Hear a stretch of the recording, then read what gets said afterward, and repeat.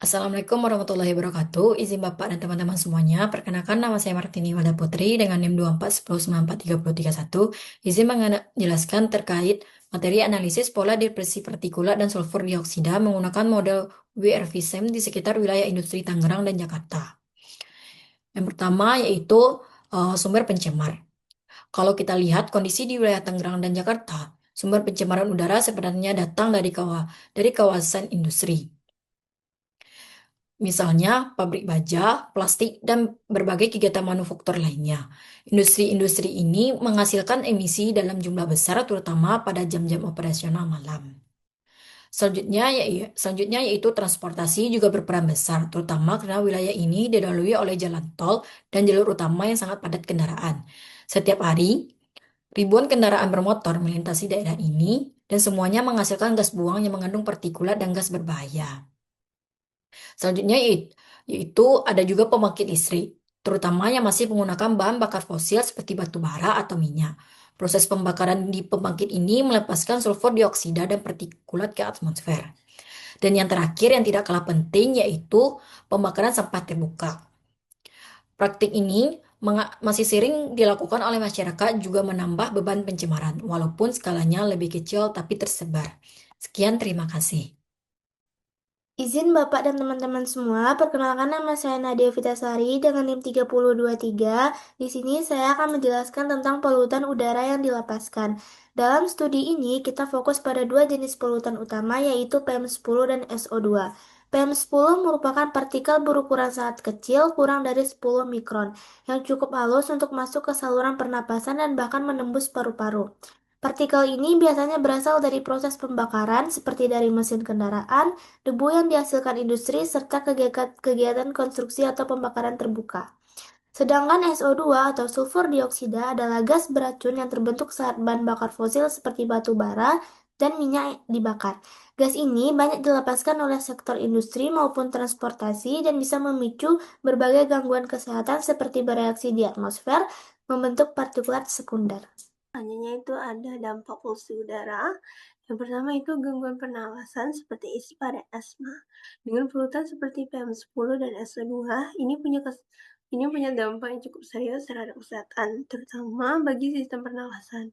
Paparan jangka pendek bisa memicu gangguan seperti ispa, asma, hingga iritasi paru-paru. Dan yang kedua itu dampak jangka panjang bagi jantung dan paru-paru. Apabila PM10 dan SO2 ini terpapar secara terus-menerus, risikonya bisa meningkat ke masalah yang lebih berat seperti penyakit jantung dan komplikasi paru-paru. Yang kedua itu penurunan visibilitas. Polusi udara dapat menyebabkan penurunan visibilitas atau jarak pandang. Hal ini terjadi karena partikel-partikel polutan seperti debu, sulfat, dan nitrat yang melayang di udara menyerap dan menghamburkan cahaya. Konsentrasi polutan yang tinggi dapat membentuk kabut asap yang tebal dan mengurangi jarak pandang secara signifikan.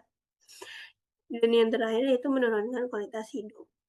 Masalah kesehatan kronis akibat polusi seperti asma atau penyakit jantung dapat membatasi aktivitas sehari-hari dan menyebabkan penderitaan fisik.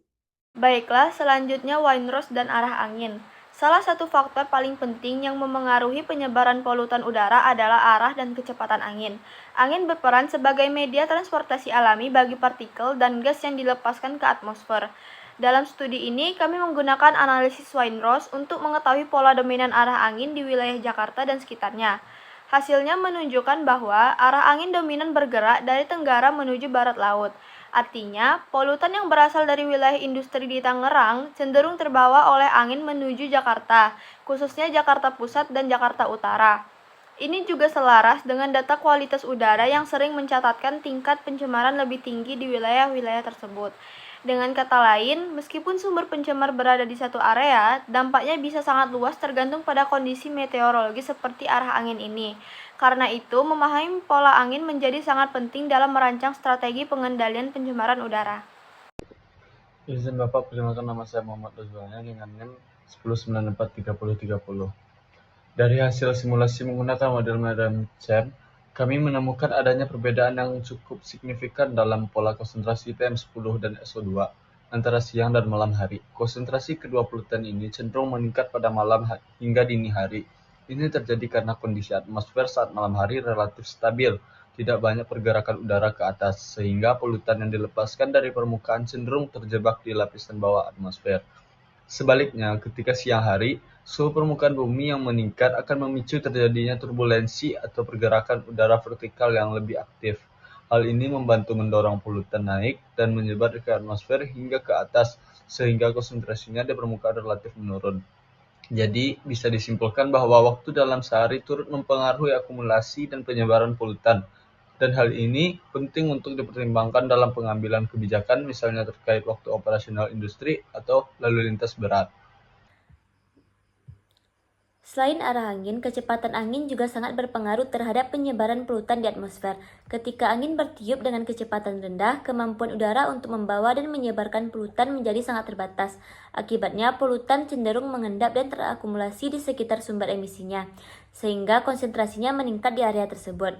Di sisi lain, karakteristik geografis wilayah juga turut mempengaruhi seperti keberadaan garis pantai di bagian utara Jakarta.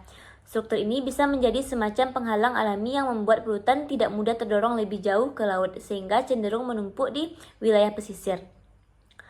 Faktor lain yang juga berperan adalah musim dan kelembaban udara. Misalnya, pada musim kemarau, dengan kelembaban rendah, partikel-partikel polutan bisa lebih mudah terangkat dan tersebar. Sementara saat kelembaban tinggi atau musim hujan, polutan bisa terperangkap di udara atau bahkan terbawa turun ke permukaan melalui hujan. Semua faktor ini saling berinteraksi dan mempengaruhi hasil pemodelan secara keseluruhan. Beberapa langkah strategis yang bisa diterapkan untuk mengurangi dampak pencemaran udara di wilayah Jakarta dan Tangerang. Salah satu yang paling penting adalah pengendalian emisi dari sektor industri dan transportasi, terutama pada malam hari. Seperti yang kita tahu, pada waktu tersebut atmosfer lebih stabil, sehingga polutan lebih mudah terakumulasi dan berdampak pada kualitas udara. Kemudian, penerapan zona emisi rendah khususnya di daerah yang padat penduduk. Hal ini bisa dilakukan dengan membatasi jenis kendaraan tertentu atau membatasi aktivitas industri berat di kawasan tersebut. Selain itu, penting juga untuk menyediakan sistem pemantauan kualitas udara secara real time. Dengan data yang selalu diperbarui, pemerintah bisa mengambil keputusan yang cepat dan tepat, terutama saat kualitas udara memburuk secara tiba-tiba. Dan terakhir, solusi jangka panjang yang tidak boleh dilupakan adalah memperbanyak vegetasi, seperti menanam pohon-pohon penyerap polutan. Meskipun terdengar sederhana, upaya ini terbukti efektif dalam menurunkan kadar partikel di udara dan juga meningkatkan kenyamanan lingkungan.